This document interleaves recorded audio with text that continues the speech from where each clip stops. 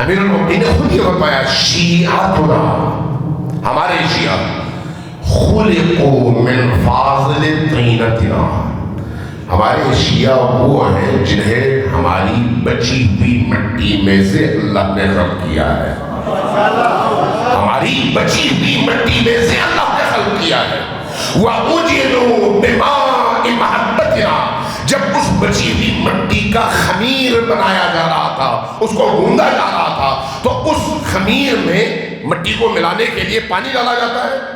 فرمایا وَأُجِلُوا بِمَاءِ مَحَبَّتِنَا، جب اس مٹی کا خمیر بنایا جا رہا تھا تو ہماری محبت کا پانی اس میں ملایا گیا ہے۔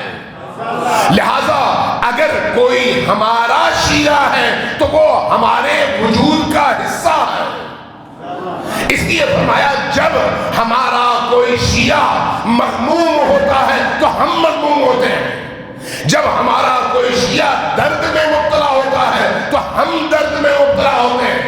جب ہمارا کوئی شیعہ افسردہ ہوتا ہے ہم افسردہ ہوتے ہیں، جب ہمارا کوئی شیعہ مسرور ہوتا ہے تو ہم مسرور ہوتے ہیں۔ ہمارے شیعہ کی خوشی ہماری خوشی، اور ان کا غم ہمارا غم، ان کا درد ہمارا درد، ان کا اطمینان اور سکون ہمارا اطمینان اور سکون ہے۔